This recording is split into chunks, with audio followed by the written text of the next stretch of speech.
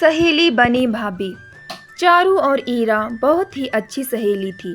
बचपन से दोनों साथ खेलती, साथ ही स्कूल जाती। ऐसा करते करते दोनों कॉलेज पहुंच गई।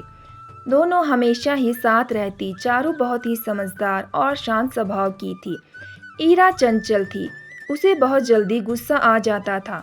जब भी ईरा गुस्सा करती, चारू हमेशा उसे शांत कर देती।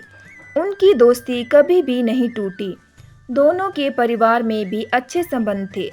ईरा की मां की मृत्यु पहले हो गई थी, इसलिए घर को ईरा ने ही संभाला हुआ था। ईरा के पापा और भैया उसका बहुत ध्यान रखते थे।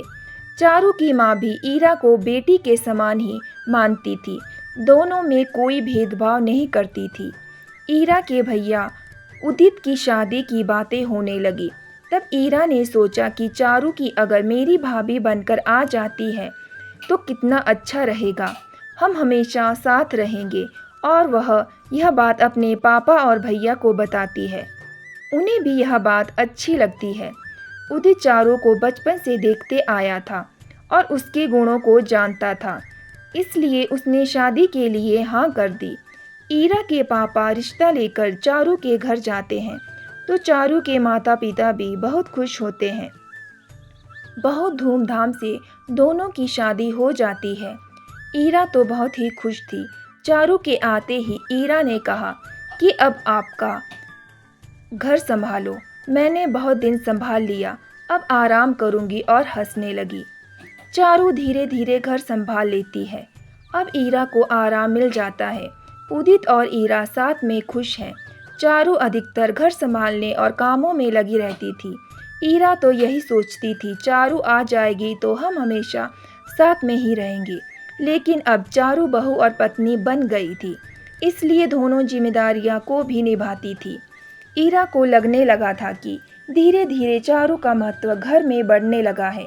कोई भी सामान लेना हो या कोई भी निर्णय लेना हो तो चारू को बहू होने के कारण शामिल किया जाता।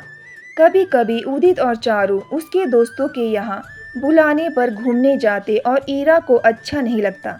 दोनों ईरा का बहुत ध्यान रखते। सबका व्यवहार ईरा के प्रति पहले ही जैसे था।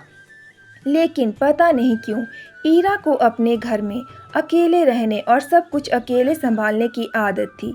इसलिए वह चारू के आने के बाद अपना प्यार बढ़ता हुआ महसूस कर रही थी। इस कारण उसे बहुत ज़्यादा गुस्सा आ जाता था। धीरे धीरे उसके मन में चारू के प्रति ईर्ष्या की भावना उत्पन्न होने लगी। उनमें धीरे धीरे दूरियां आने लगी। चारू को यह बात बिल्कुल भी समझ में नहीं आती थी। वह तो सबका बराबर ध्यान रखने की, समय देने की कोशिश करती।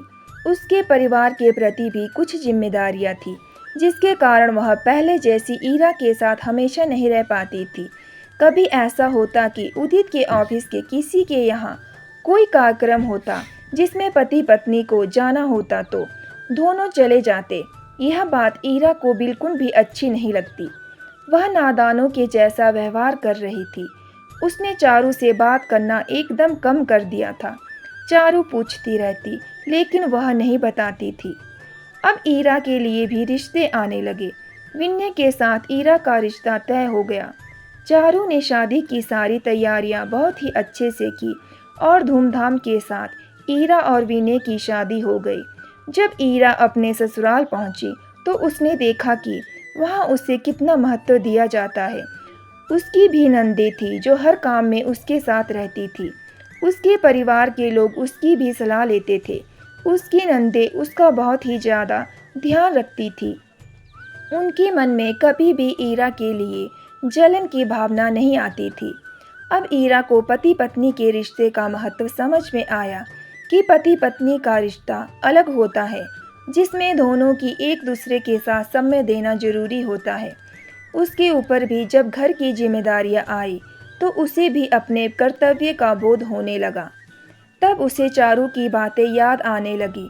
वह सोचने लगी, मैंने चारू को कितना परेशान किया। मैं ही उसे भाभी बनाकर लाई और फिर मैंने उसे कितना बुरा व्यवहार किया। वह अपने मायके जाने के लिए छटपटाने लगी। उसने यह बात विनय से कही। विनय इसे लेकर मायके आया। ईरा आते ही चारू के गले लग गई और रोने लगी। सबने सोचा इतने दिनों बाद मायके आई है इसलिए रो रही है। जब खाली समय मिला तो ईरा चारू के पास जाकर माफ़ी मांगने लगी कि मैंने तुम्हारे साथ कितना बुरा व्यवहार किया। तुमने तो हमेशा मेरी अच्छी सहेली बनी रही, लेकिन मैंने तुम्हारे साथ ठीक नहीं किया। मैं जब बहू और पत्नी बनी तो मुझे पता चला कि मेरी एक अलग जगह है। तुम्हारे आने के बाद मुझे लगता था कि पापा और भैया मुझसे ज़्यादा तुझे महत्व दे रहे हैं, जबकि यह बात ठीक नहीं थी। वे दोनों तो हमेशा पहले जैसे ही मुझसे उतना ही प्यार करते थे। यह सब बातें अब मुझे समझ में आ गई। मेरी नंदे इतनी अच्छी है, मेरे साथ इतना अच्छा व्यवहार करती है। मैंने तुम्हें बहुत परेशान किया, मुझे माफ़ कर दो। चारू एकदम खुशी से उसे गले लगा लेती है और कहती है, इतने दिनों बाद मेरी प्यारी सहेली मुझे वापस मिल गई। मैं तो इसी से खुश हूँ और मेरे मन में तुम्हारे लिए कोई भी बात नहीं है। मैं समझ रही थी तुम्हारे मन की भावनाओं को। मैंने कई बार तुमसे बात करने की कोशिश की, लेकिन तुम तो अपने गुस्से में मेरी बात सुनती ही नहीं थी। तो मैं क्या करती?